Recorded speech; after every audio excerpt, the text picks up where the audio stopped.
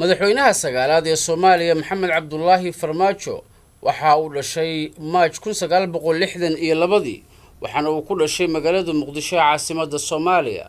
1993 waxa uu ka qalin jabiyay State University of New York ee magaalada Buffalo isagoo ku takhasusay taariikhda isla jaamacaddaas ayuu ka qaatay masterka sanado kadib 1981 waxa uu shaqo ka bilaabay wasaaradda arrimaha dibadda waaxda lacagta maamulka iyo arkiifyada 1985 ilaa 1989 waxa uu noqday xogayaha labaad ee safaaradda Soomaalida ee Washington sanadii 2000 waxa uu ka mid noqday golaha dhexe ee xisbiga jamhuuriga ee dalka Mareykanka sanadii 2002 waxa uu noqday xiriiryaha New York ee arrimaha xuquuqul insaanka iyo dadka laga tirada badan yahay 2010 waxa uu noqday ra'iisul wasaarihii dawladda ku meel gaarka ahayd ee Soomaaliya oo madaxweynaha ka ahaa Shariif Sheekh Axmed sanadkii 2015 waxa uu baraka noqday Erie College oo ku yaala Buffalo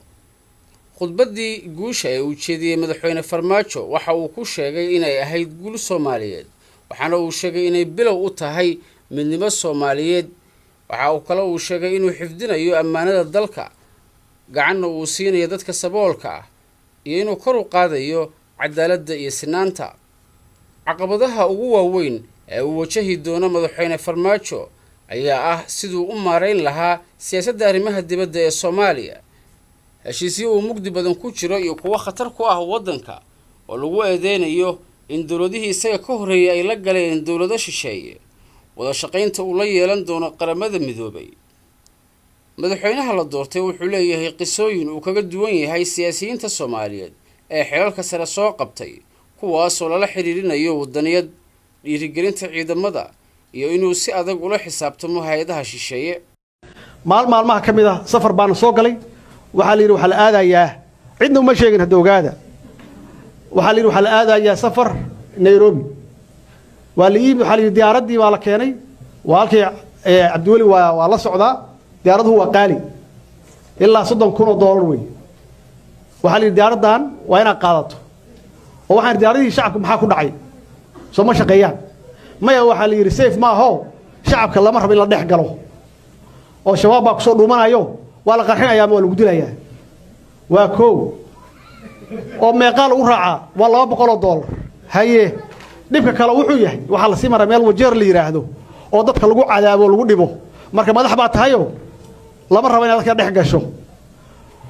Abuukar Baalo khayr Allah siiyo waa fadhiya caaw meesh markii ugu dambeysay Abuukar waa jooga Abuukar baan u yeeray oo teamkayga ahaa waxa ku yiri Abuukar diyaaradaha caadiga noo buugare 4 qof baan ku bixinaa cidna ha u sheegin annagoo airport ka taagna la arkay dadku waxay soo diyaarad private inoo imaanayso oo raaxo badan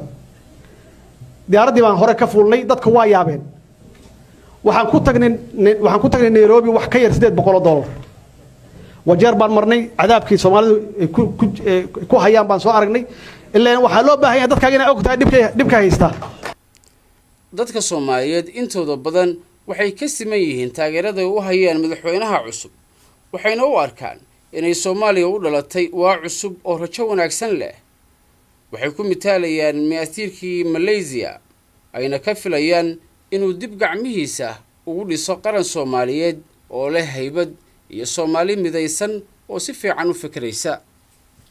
wixii ka dambeeyay burburka dawladda dhexe ee Soomaaliya Farmaajo waxa uu noqonayaa madaxweynihii ugu horeeyay ee laga taageero dhammaan 18 gobol ee ay Soomaaliya ka kooban tahay marka la fiirsho dhanka shacabka